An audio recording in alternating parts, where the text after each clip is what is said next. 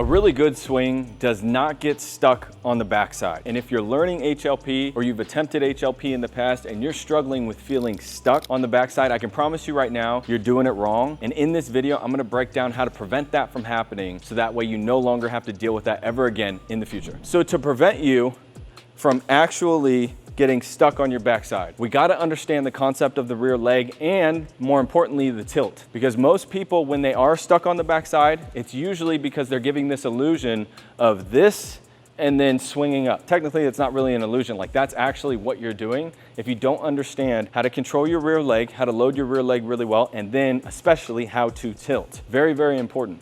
So with our guys, we want to make sure that when we're tilting from the rear leg. When I get coiled around this leg, I don't try to tilt the tilt even more, because if I do that and then I snap my bat, I'm literally just swinging up. Instead, I want to tilt as I launch, meaning it's gonna happen from right here.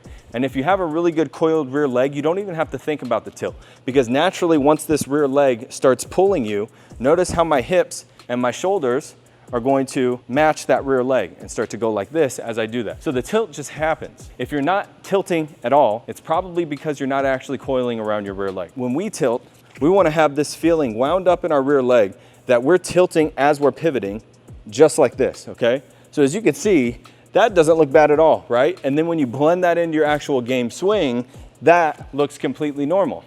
But when your coaches don't understand the concepts of HLP and then you try to basically kind of learn everything for free on YouTube and you start struggling with it, what can happen is you basically hinge this, like you squat this instead of coil. You just kind of sit. And then when you actually go to launch, you end up tilting the tilt even more, getting stuck back here because it's not a coil. You don't want to go forward too much because you know you can't control it when you don't coil. And then you snap the barrel like this and now everything's on the way up. A lot of top spin, a lot of issues at that point. In order to learn how to coil better, there's two mainstay drills that we always go back to. And I've talked about these a lot, but I hope this concept, when I blend in the tilt, will make it click for some of you. So first things first, we're gonna start in the stretch and fire position. And I've already talked, if you wanna see a lot of content on that, just browse through our YouTube, browse through our social media, any social media channel. We've done this drill a ton, but this is really important when I do this. Instead of just doing a normal stretch and fire where I'm on and around the rear leg, I focus on direction and my rear leg pulling, and then I just swing from there. Instead of doing that, what I'm actually gonna do is bring my front foot around for the ride controlled by my back leg. So it's gonna give me this feeling that I have when I go forward, that I'm actually going forward because of my coil. So my rear foot, okay, I'm a right-handed hitter. It's kind of pointed towards second base, all right? I don't have a plate here, but it's pointed towards second base. And then when I coil, I'm actually just gonna control everything with my front foot from my rear hip. So what that'll look like, okay, is this. See, as I do that, naturally I'm gonna go forward because getting all around here is not the goal. I want to get all around here and naturally go forward just a little bit. Now this is still pretty weightless. It's not completely weightless, but it's pretty weightless, all right? And so what that does, it allows me to feel the forward move with my coil, okay? So I'll do that a few times just for a feel. So it'll look something like this, okay? Rear hip is controlling the front foot. I'm not just moving my front foot over there and then shifting weight. Okay, rear hip is controlling it. And you'll notice that as I do this, I'm not squatting. I'm not hinging at the hips like a lot of people who just try to take bits and pieces of HLP and try to sell it and call it something else. I'm not squatting, I'm not hinging, I'm not in my heel, none of that. I'm actually in the forefoot of my back foot. And if I tried to squat this and then move my front foot without a coil, it's kind of hard for me not to coil anymore, but without a coil, it would look like this. So I'm just squatted, and then I'm just gonna have to turn my whole body, and it's not gonna be the same. So this teaches you the coil without having to say anything, and it teaches you the feeling of going forward without really having to say anything. So now that I understand that feeling and that concept, I'm gonna get to the point where my front toe is just down, all right? It's just down. It's not weighted, but it's touching. I'm gonna get all the way around right in here, right there. I still feel so wound up around my rear leg. I feel like my rear leg is going to actually turn and burst me. Now from right here, what's really important is that I actually do go forward as I launch, okay? If I just go around and I keep my head basically way back here, then when I launch, I'm gonna have to go like this. I don't wanna do that. I wanna feel the forward move. I wanna feel a little bit of the forward. Once this foot starts to bear just a little bit of weight, I gotta launch. And I gotta have the ability to do that in my hands, all right? Now this isn't a hand pivot video, but we're gonna be specifically talking about the tilt here. What you'll notice when I do that, and I get all the way around, forward, and then I launch, I'm tilting from right here with my back knee going towards second base first. And as I do that, because I'm going forward and I hand pivot, naturally my barrel goes straight to the ball. Point A, boom, point B, to catch it. And I'm not exaggerating the tilt. I'm not tilting the tilt just because I think that that's what I should do. I'm not getting around here, kind of squatting, hinging, and then trying to do this move. I never recommend doing that. Now, let's say, just for example, you don't really get that.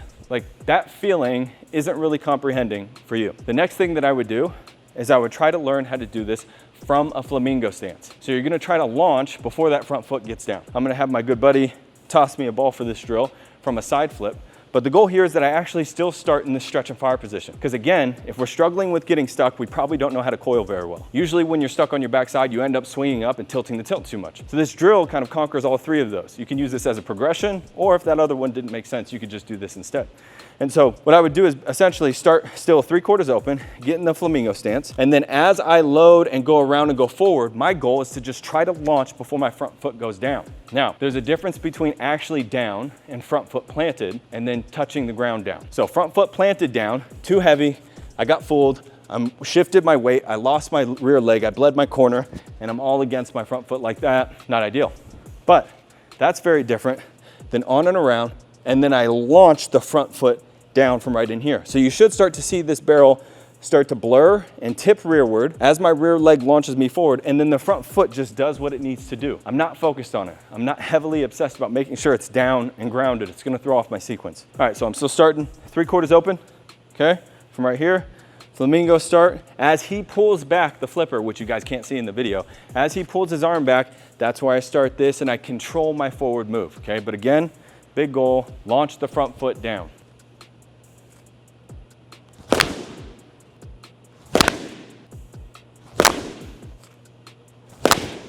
So the big thing with that drill is you should be able to feel the coil because you're forcing yourself to with that rear foot internally rotated. And as you start to close around, naturally you're gonna get that feel up the back and into the hip socket. But then when you launch as you're going forward, that's the feel of this, the rear leg just doing its job and you not having to force the tilt even more. So look guys, we have trained more people using the high level pattern than anybody else in the world just because we have multiple locations, a full online community, multiple staff members all trained in this to a very high degree. And so if you need help with your swing and you're looking for the best remote training possible with your hitting development, throwing development, strength conditioning, meal plans, nutritional guidance, in-game performance, psychology, the whole nine, we can drastically help you with that. I believe it's the Lamborghini of remote training, the best thing on earth, but I'm obviously biased. So if you're interested in that, go ahead, down in the description, there's a link there. We got one link, we put it in every video. Go ahead, check it out. There's a full video breaking down everything that we do for you, and you can book a call with our staff if you're interested. Next is I do wanna say, our goal is to make an impact at the highest level of the game. So if you got any value from this video, it'd mean the world to us. Take 3 seconds out of your day, a quick like, a quick subscribe, maybe share the video with your friends, and I'll see you guys next time.